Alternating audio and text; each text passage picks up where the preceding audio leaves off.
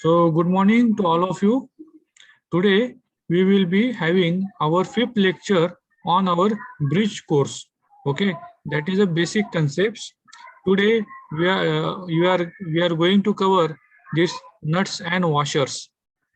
In earlier lecture, we have studied different types of bolts, screws, okay, which were used, okay, in our automobile applications. Now, in today's lecture, the next part we are going to see, okay.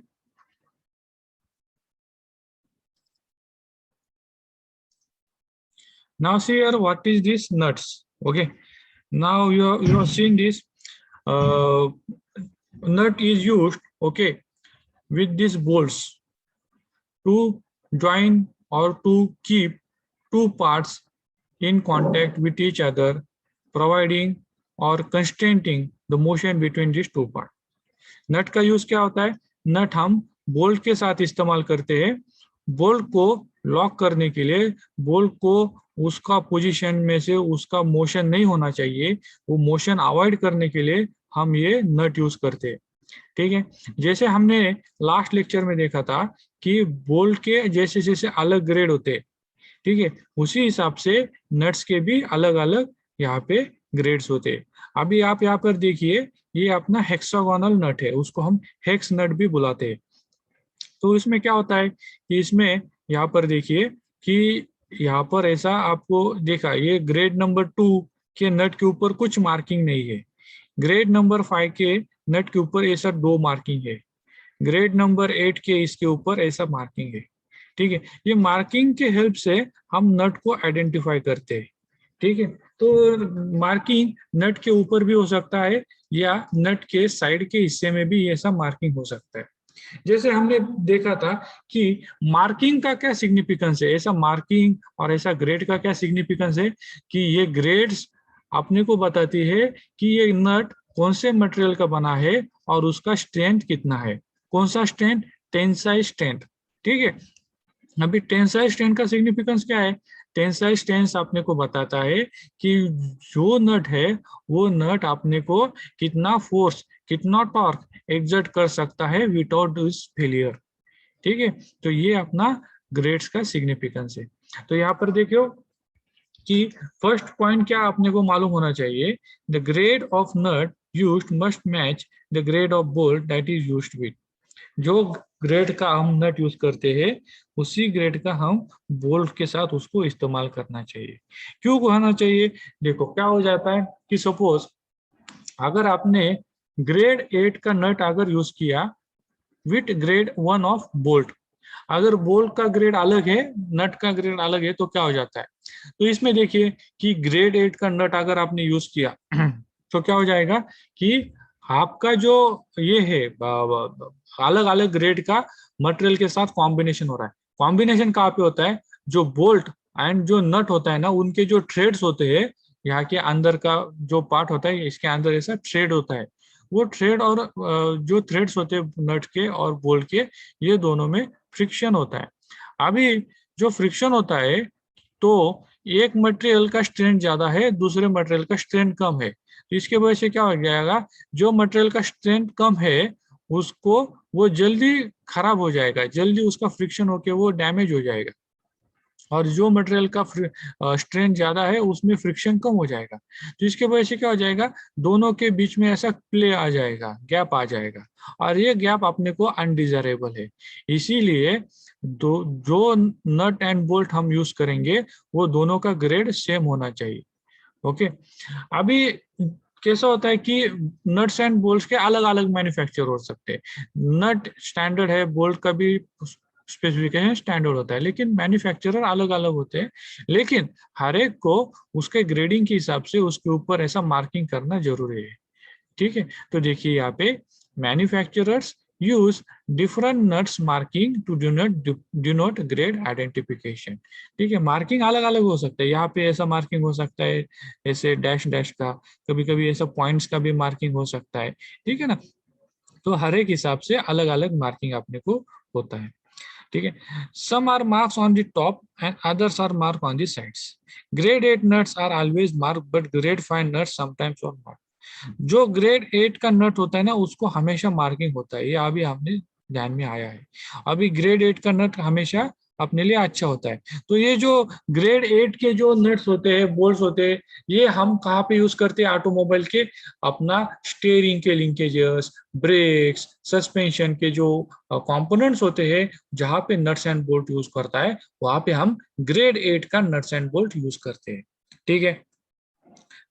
Next is most nuts are hex nuts, but occasionally a 12 point nut is found in automotive works. तो यहाँ पर देखिए जैसे यहाँ पे hexagonal नट है, उसी तरह बहुत सारे एप्लीकेशन में हम ये हेक्सागोनल नट यूज करते हैं। लेकिन कभी कभी हम 12 पॉइंट, ये देखो ये हेक्सागोनल है, ये 12 पॉइंट नट है। ठीक है, ये 12 पॉइंट नट भी हम कभी कभार यूज करते हैं। ठीक है, तो यहाँ पर देखिए 12 पॉइंट में यहाँ पर देखिए यहाँ पे 6 ऐसा सरफेसेस है ये अपना हेक्सागोनल में। तो यहाँ पर कितना है? यहाँ पे 12 सरफेसेस। ठीक है, अभी इसके हिसाब से अभी सॉकेट भी आपने को ये करना पड़ता है, यूज करना पड़ता है।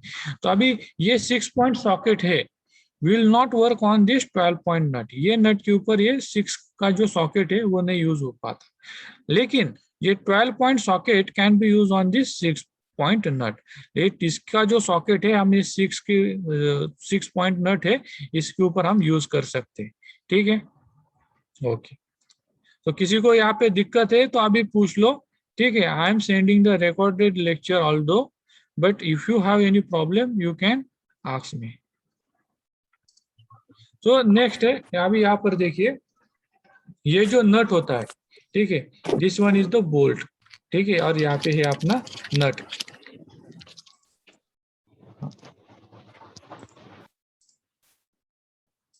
यहाँ पे है अपना, ये है बोल्ट, और यहाँ पे है अपना नट।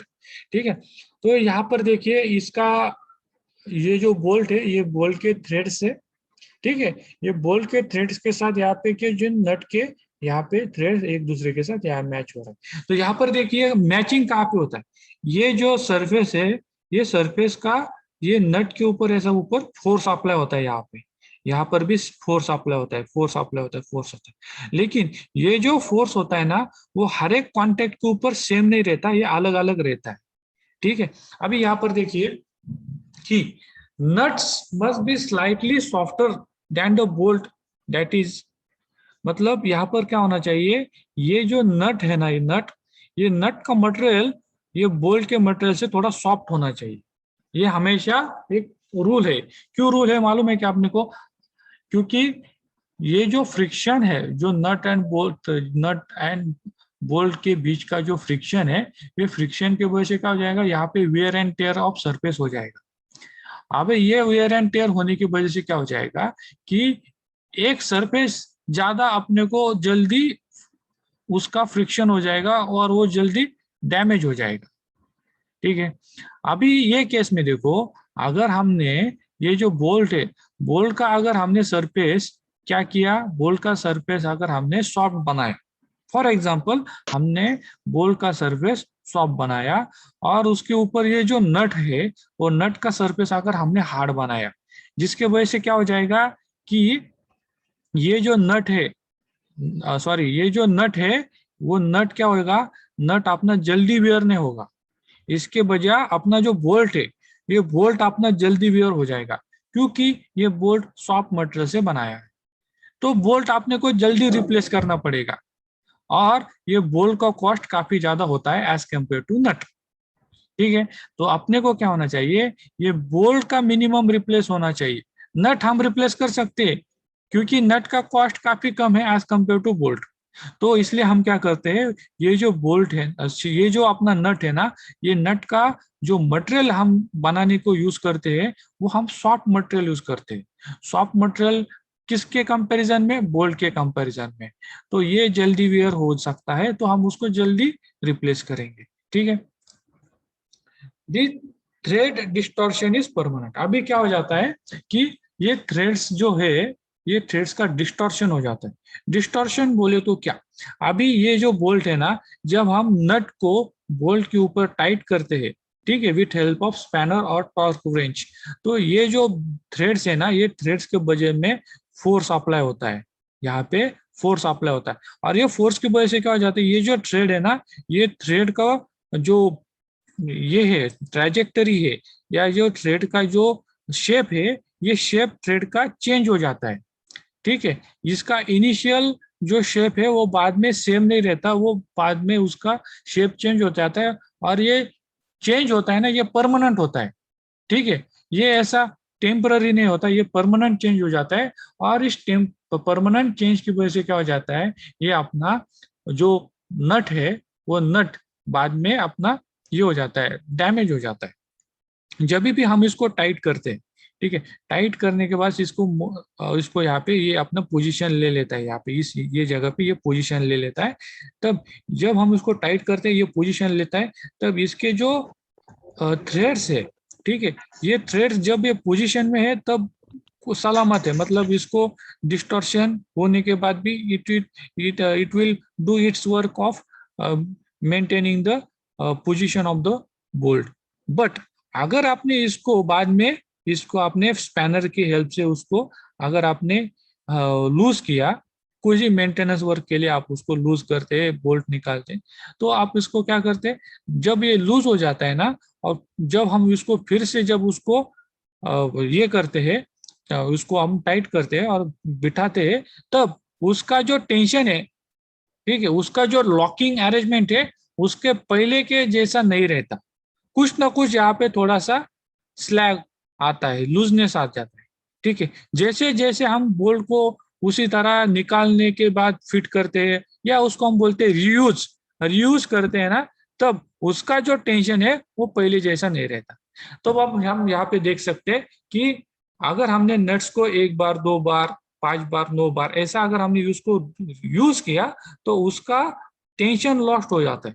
तो अभी हमने देखो पहली बार यूज किया तो 20% उसका टेंशन लॉस हो जाता है, दूसरी बार किया तो 33% उसका टेंशन लॉस हो जाता है, पांचवी बार किया तो 47, और 9वीं बार किया तो 60% टेंशन इज लॉस्ट। अभी टेंशन लॉस्ट होने के बाद इसका ये अगर हमने कितना भी टाइट करो ये लूज रहेगा, कितना भी आप इसको टाइट करें ये लूज करना है। तो इसके लिए क्या करना है, ये आपको ना नट यहाँ पे नया डालना पड़ता है।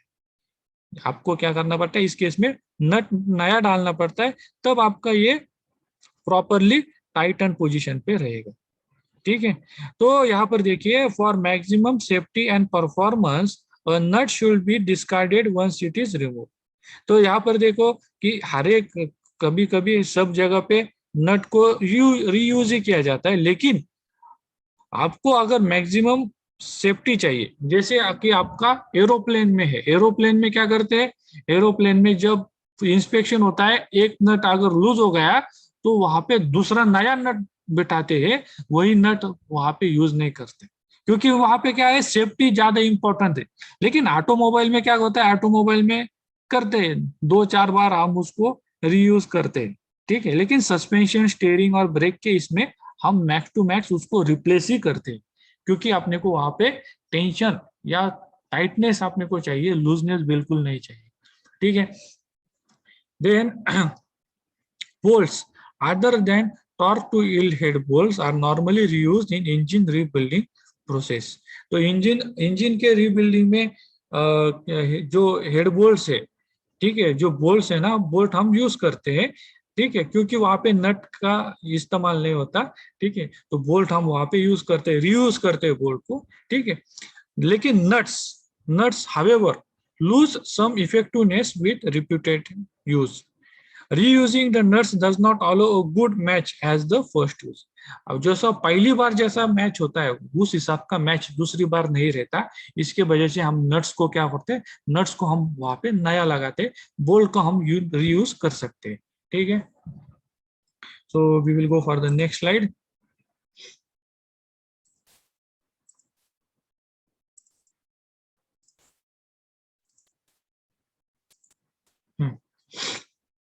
तो ये जो इसका जो ये है अपना नट्स का जो ये जो आपने को बताया कितना उसका टेंशन लूज हो जाता है, ये साइंटिफिक है, क्योंकि इसके ऊपर रिसर्च किया है। ये रिसर्च किसने किया है, ये बोमन नाम का एक साइंटिस्ट था यूरोप में, तो बोमन ने ये रिसर्च करके अपने को ये बताया है। ठीक है, तो यहाँ पर यही डिस्क्रिप्शन आपने यहाँ पे दिया है। ठीक है, now next is the lock nuts. ठीक है, अभी ये लॉक नट्स क्या होता है? ठीक है, लॉक नट्स बोले तो जो लॉकिंग करने के लिए एक स्पेशल टाइप का नट यूज किया जाता है, उसको हम बोलते हैं लॉक नट्स। अभी लॉक नट्स और जो ऑर्डिनरी नट्स, इसमें डिफरेंस क्या है? तो यहाँ पर देखिए, ये जो नट है ना, ये नट के ऊपर ऐसा ऊपर का एक शोल्डर होता है, और ये शोल्डर के अंदर में ऐसा एक नायलॉन का मटेरियल यहाँ पे बिठाया गया होता है। ठीक है, अभी जब भी ये नट अगर हम यूज करेंगे ना, तो इसको बोलते हैं नायलॉक। यहाँ पे नायलॉन यूज किया है, नायलॉन का ये नट में यूज किया है, तो इसके हम नायलॉन नॉकिंग नट बोलते हैं, और उसका जो ट्रेडिशनल जो ट्रेडमार्क है उसको बोलते हैं नायलॉक नट। ठीक है, ये जो नायलॉक नट का खास बात ऐसा होता है कि इसका लॉकिंग अच्छा होता है। अभी इसका लॉकिंग अच्छा क्यों होता है मालूम है क्या? अगर हम इस नट को यूज करते हैं ना, तब ये क्या होता है, जब टाइट करने के बाद ये जो नायलॉन का जो अंदर का जो सरफेस है, ये क्या हो जाता है, ये अपने को टाइट करने के बाद एकदम ग्रिपिंग एक्शन अच्छा देता है, इसका ग्रिप अच्छा बैठता है। ग्रिप अच्छा बैठने की वजह से इसका लॉकिंग जो है ना, वो ऑर्डिनरी नट्स के हिसाब से अच्छा होता है, इसके लिए हम उसको बोलते हैं नायलॉक नट। ओके, अभी ये जो अरेंजमेंट है ना, इसके वजह से क्या होता है, जब भी हमारे ऑटोमोबाइल में वाइब्रेशंस होता है ना, ये वाइब्रेशन की वजह से ऑर्डिनरी नट में लूजनेस आ जाता है। लेकिन अगर हमने ये नायलॉन का अगर ये मटेरियल यहाँ पे यूज किया, और ये नट अगर हमने इस्तेमाल किया, तो ये वाइब्रेशन की वजह से इसमें लूजनिंग के चांसेस काफी कम हो जाते हैं। ठीक है, इसीलिए हम ये नट लॉकिंग के लिए यूज करते हैं। ठीक है, तो इसका डिस्क्रिप्शन यहाँ पे मेंशन है, so we will go for the next slide. अभी ये दूसरा नट है, ये कैसल नट इसको बुलाते हैं। ये कैसल नट क्यों बुलाते हैं? क्योंकि इसके ऊपर ऐसा यहाँ पे जो नट है ना, ये नट के यहाँ पे ऐसा हमने ये बनाया है, स्लॉट बनाया है। ठीक है, तो जो यहाँ पे उसके नट के जो फेस है, ठीक है, वो फेस के ऊपर हम ऐसा उसका स्लॉट देख सकते हैं अपने को। तो ये स्लॉट का अरेंजमेंट क्यों होता है? क्योंकि ये जो लॉक नट्स है कैसल नट का, हम अपना जो एक्सल होता है मोटरसाइकिल में, अगर आपने पीछे के टायर का एक्सल देखा होगा, तो वहां पे ये कैसल नट यूज करते हैं। तो कैसल नट का कैसा होता है कि ये नट के ना, ये नट को बोल्ट के ऊपर टाइट करने के बाद वहां पे वो बोल्ट में ऐसा एक छेद होता है, होल होता है, वो होल में हम उसको क्वार्टर पिन बिठाते हैं, और एक क्वार्टर पिन बिठाने के बाद ये क्वार्टर पिन अगर ये लूज हो गया, तो ये अपना नट को, ठीक है, बोल्ट में से हम नीचे नहीं कर पाता। ठीक है, तो ये यहाँ पे ऐसा पिन बिठाया होता है, क्वार्टर पिन बोलते हैं उसको। क्वार्टर पिन के वजह से ये एक अच्छा लॉकिंग अरेंजमेंट अपने को देता है। ठीक है, ये हम फ्रंट व्हील बेरिंग्स में, स्टीयरिंग लिंकेजेस में इसको ये नट को यूज करते हैं। ठीक है, देन होता है ये विंग नट। अभी ये जो विंग नट होता है ना, इसको हम हाथ से टाइट कर सकते हैं, with help of this our hand we can tight. लेकिन ये जो विंग नट होता है ना, ये विंग नट लॉकिंग नट होता है। लॉकिंग नट बोले तो क्या, इसके पहले एक नट होता है, ठीक है, वो नट को उसके पोजीशन में रखने के लिए हम ये विंग नट यूज करते हैं। ठीक है, सो ये हाथ से भी हम इसको टाइट या लूज कर सकते हैं। ठीक है, दूसरा होता है ये पाल नट। ये जो यहाँ पर देखिए, ये है अपना पाल नट है, ऊपर का ये जो है ना, दिस इज द पाल नट। ये अंदर का ये नट है, ये ऑर्डिनरी नट है। ये ऑर्डिनरी नट के ऊपर ये पाल नट हम बिठाते हैं। ये पाल नट है ना, ये नट को, ऑर्डिनरी नट को इसके जगह पे पोजीशन पे उसको बिठाएगा। ठीक है, so this is the two types nut. और इसको, ये पाल नट को हम जाम नट भी बुलाते हैं ट्रेडिशनल लैंग्वेज में। ठीक है, हाँ, ये यहाँ पर सभी को समझ में आया, या किसी को कुछ दिक्कत है तो अभी आप पूछ सकते हो मुझे। Is everybody understanding the lecture? ठीक है, आपको अगर कोई दिक्कत होगा, तो जो रिकॉर्डेड लेक्चर है वो आपके ग्रुप पे उसका लिंक सेंड किया जाएगा, आप फिर से उसको दोबारा वॉच कर सकते हो। ठीक है, नाउ नेक्स्ट है अपना वॉशर्स। ओके, अभी वॉशर्स क्या होता है कि यहाँ पर देखो, use of proper washer is also necessary to achieve the correct load on a bolt. ठीक है, अभी जो बोल्ट होता है, ये बोल्ट के ऊपर प्रॉपर लोड जाने के लिए नट तो लोड सप्लाई करेगा, लेकिन वो जो लोड है, जो टेंशन है, वो प्रॉपर नट के हेड के ऊपर या उसके बॉडी में आने के लिए लोड को हम ये वॉशर यहाँ पे यूज करते हैं। वॉशर अलग अलग टाइप्स के होते हैं। ये देखो, जैसे हमने देखा है फ्लैट वॉशर है, स्प्लिट लॉक वॉशर है, एक्सटर्नल स्टार वॉशर है, इंटरनल स्टार वॉशर है, external and internal star washer. ऐसे कॉम्बिनेशन में ये वॉशर अपने को मिलता है। ठीक है, तो ये जो वॉशर होता है ना, ये वॉशर को हमेशा हीट ट्रीटेड यूज किया जाता है। अभी हीट ट्रीटेड क्या होता है कि अगर आपने ये वॉशर को बनाया, लेकिन उसका जो हार्डनेस है, वो हार्डनेस इंप्रूव करने के लिए हम इसके ऊपर हीट ट्रीटमेंट प्रोसेस यूज करते हैं। हीट ट्रीटमेंट प्रोसेस बोले तो क्या, ये वॉशर को हीट किया जाता है, और हीट करने के बाद उसको डायरेक्टली सडनली उसको वाटर में डिप किया जाता है। अगर ऐसा प्रोसेस किया तो इसका हार्डनेस है ना, ये हार्डनेस इसका इंप्रूव हो जाता है। लेकिन इसका हार्डनेस इंप्रूव हो जाता है, लेकिन इसके में थोड़ा सा ब्रिटलनेस आ जाता है। ओके, उसका डक्टिलिटी कम हो जाता है, उसका ब्रिटलनेस इंक्रीज हो जाता है, और इसके साथ इसका हार्डनेस इंक्रीज हो जाता है। ठीक है, तो ये जो हीट ट्रीटमेंट ये वॉशर के ऊपर किया जाता है। ठीक है, अभी नेक्स्ट है what is the case hardening washer. Case hardening क्या होता है कि इसका जो सरफेस है ना, ये सरफेस का हार्डनेस काफी ज्यादा होता है, और इसका जो सेंट्रल जो बीच का जो पोर्शन है ना, उसका हार्डनेस कम रहता है। तो ये क्या करता है, अपने को ductile, okay, and hard combination अपने को मिलता है, या ductile and brittle combination. Surface अपना ब्रिटल रहता है, अंदर का कोर डक्टाइल रहता है। ठीक है, अपने को अगर जैसे मालूम है brittle material and ductile material, जैसे कि अपना ग्लास है, glass, okay, glass is a brittle material. ठीक है, जो अपना ये होता है वायर्स, होता है वायर्स, वायर्स को कैसे हमने टेंशन दिया तो वायर क्या होता है, स्ट्रेच होता है, तो wire is a ductile material.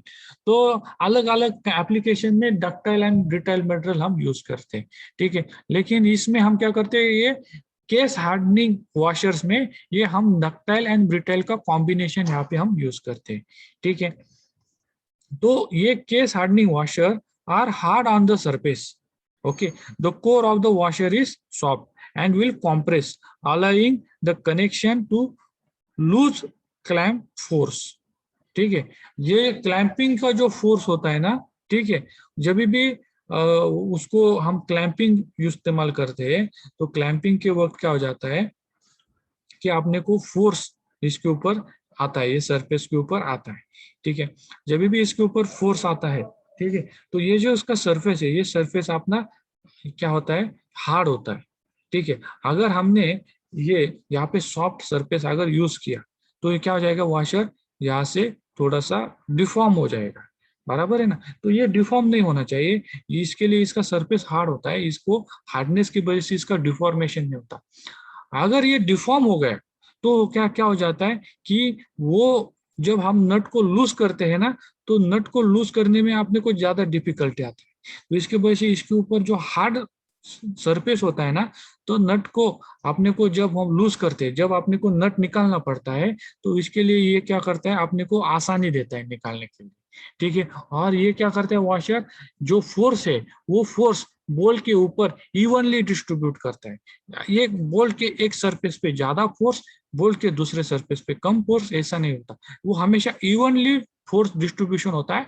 अगर इवनली फोर्स डिस्ट्रीब्यूशन होता है, तो बॉल का लाइफ है वो ज्यादा बढ़ जाता है। ठीक है, then washers are also used to provide a hardened surface for a bolt to act against. This is especially important when material is clamped is not a steel.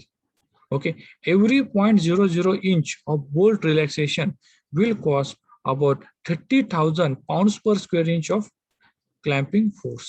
जैसे कि आपने देखा यहाँ पे बोल्ट में अगर ये जो इतना वैल्यू है 0.001 इंच का रिलैक्सेशन आ गया, ठीक है, तो इसके वजह से जो क्लैंपिंग फोर्स हम जो देते हैं उसके ऊपर 30,000 PSI का उतना उसके ऊपर लॉस आ जाता है। ठीक है, next is lock washer can be split और star. Star washers can be internal और एक्सटर्नल और कॉम्बिनेशन ऑफ बोथ। ठीक है। तो ये हिसाब से ये स्टार वॉशर या ये सारे वॉशर जो है ये हम इस्तेमाल करते हैं। तो ये फ्लैट वॉशर, स्प्लिट वॉशर, इनका सिग्निफिकेंस क्या है कि ये जो हम यहाँ पे बोलते हैं कि फ्लैट अगर हमने यूज किया, ठीक है, फ्लैट अगर हमने यूज किया तो क्या हो जाता है कि ये जो कांटेक्ट है ना, सरफेस कांटेक्ट अपने को मिलता है नट और वॉशर के साथ में, सरफेस कांटेक्ट। अगर हमने ये जो स्टार वॉशर अगर हमने यूज किया ना, तो अपने को यहाँ पे लाइन कांटेक्ट मिलता है। ये लाइन जो है ना, इसका कांटेक्ट रहेगा। यहाँ पर हमने देखो लाइन कांटेक्ट है, ठीक है। अगर हम क्या करेंगे, सपोज इसको हमने यहाँ पे बिठाया है और नट को अगर हमने टाइट किया, तो हम क्या करते हैं कि हम अगर इसके जो ऊपर के ये जो स्लॉट्स है, इसके ऊपर के स्लॉट से अगर हमने इसको थोड़ा सा बीच में फ्री किया, तो ये क्या करेगा, थोड़ा सा नट का जो क्लैंपिंग फोर्स है ना, वो क्लैंपिंग फोर्स को थोड़ा सा ईज करेगा, ठीक है। जिसके वजह से आपने को क्या करेगा, बाद में नट निकालने के लिए थोड़ा सा आसानी आपने को मिल जाएगा। तो ये होता है सिग्निफिकेंस ऑफ दिस वॉशर्स, ठीक है। तो आज के लिए इतना ही, ठीक है। अगर आपको कुछ प्रॉब्लम है, you have any problem in the lecture, okay, in this nuts and washer, you can ask now, ठीक है। किसी को प्रॉब्लम है आज के लेक्चर में? If you have any problems in today's lecture, you can feel to नहीं ask sir, now. हाँ बोलिए मोहम्मद शोएब। नहीं सर, कोई प्रॉब्लम नहीं है, बट सर ये पीपीटी आप सेंड कर दीजिए सर ग्रुप में। और मैं पीपीटी के साथ इसका जो रिकॉर्डेड लेक्चर है मैं आपको सेंड कर सकता हूँ, तो इसका आप बात बात भी देख सकते हो, ठीक है। Okay, thank you sir. Hello sir. हाँ बोला तुषार हॅलो कशाने? सर. हाँ हाँ, सर कॉलेज कधीपासून स्टार्ट होणार आहे आपलं? अरे कॉलेजचं कसं आहे, अजून जे हे आहेत ना, तुमचे जर का 2 डोस झालेले असतील, म्हणजे 2 वॅक्सिन हो. झाले असतील, ठीक आहे, त्याच मुलांना इथं यावं लागेल। मग तुम्ही काय करा, ऑफिस पाशी ओके सर. तुमची इन्फॉर्मेशन द्या की माझे 2 डोस झाले, 1 डोस झालाय, ठीक आहे। मग ऑफिस पाशी जर का तुमच्या ग्रुपवर मेसेज टाकलाय आपण, तुम्हाला तुमच्या हो. ऑफिसमध्ये डाटा द्यायचा आहे की तुमचे किती वॅक्सिन झालेले आहेत। मग तो जो डाटा आहे ना, त्या डाटाच्या अनुषंगानं डिसिजन घेता येईल की किती मुलांना आपण बोलवायचं लेक्चरसाठी, आणि ते पण किती 50% अटेंडन्सनं बोलवायचं आहे लेक्चरसाठी, फिजिकलसाठी। तोपर्यंत आपण ऑनलाईन ओके आपण सर. सुरू करणार, ओके सर. ठीक आहे। आणि सर तुम्ही ते सॉलिड वर्कचे क्लासेस पण घेणार होतात ना? हा सॉलिड सॉलिड वर्कचे, वर्कचे हो क्लासेस. हो, सॉलिड वर्कचे क्लासेस घेणार होते, पण ते जे वर्कशॉप होतं त्या वर्कशॉप मध्ये होते का तुम्ही participant? Participate sir me let join झालो होतो. बरं बरं बरं, ठीक आहे। सॉलिड वर्कचं कसं असणार आहे, आपल्याला ते ऑनलाईन मोड मध्येच घ्यावं लागेल, पण त्यासाठी तुमच्यापाशी एक सॉफ्ट म्हणजे लॅपटॉप असणं फार गरजेचं आहे। Laptop yes sir. सॉफ्टवेअर देईल मी तुम्हाला, सॉफ्टवेअरचा नो इश्यू, फक्त लॅपटॉप असणं गरजेचं आहे चांगल्या कॉन्फिगरेशनचं, कारण की आहे आपल्याला सर ऑनलाईन लॅपटॉप. मध्ये घ्यायचंय। हा लॅपटॉप आहे, ज्यांचं लॅपटॉप आहे ना, मी एक ग्रुपवर एक हे पाठवल आपल्या, आता दिवाळीचे जे वॅकेशन्स आहेत ना, त्याच्यामध्ये मी एक लिंक पाठवल, त्या लिंक मध्ये मी तुम्हाला एक गुगल फॉर्म असेल, त्या गुगल फॉर्म तुम्हाला फिलअप करून द्यायचा आहे। मग ते गुगल फॉर्मच्या अनुषंगाने आपण तो एक कोर्स कंडक्ट करू सॉलिड वर्कचा, ठीक आहे। Okay sir. ओके आणि हे सर. कसं असणार आहे, मागच्या वेळेस ज्यावेळेस आपण वर्कशॉप कंडक्ट केलं होतं, तर काय होतं माहितीये का, ऑनलाईन मध्ये ना असा लॅग येतो, म्हणजे मी एखादीकडे कमांड यूज केली, ते तुम्हाला 2-3 सेकंदानंतर ना ती कमांड दिसते, मग त्यानं काय होतं, ते व्यवस्थित ट्रेनिंग देता येत नाही। मग मी काय करणार आहे, मी माझं एक लेक्चर रेकॉर्ड करणार आहे, आणि हे जे रेकॉर्डेड लेक्चर आहे ना, हे तुमच्या ग्रुपवर सेंड केलं जाईल। तुमचा एक सेपरेट ग्रुप येस सर. बनवला जाईल वर्कशॉपसाठी, त्याच्यावर ते तुमचं लेक्चर पाठवलं जाईल, आणि मग ते लेक्चर बघत बघत तुम्ही प्रॅक्टिस करू शकाल त्याच्यामध्ये। असा फंडा आपण यूज करणार आहोत वर्कशॉपसाठी। Yes sir. ठीक चालेल आहे, सर. अजून अजून काही कुणाला डाऊट आहे का? ओके, तर मी आता आपलं लेक्चर स्टॉप करतो आणि ह्याचा व्हिडिओ तुमच्या ग्रुपवर त्याची लिंक पाठवतो, ठीक आहे। Okay sir.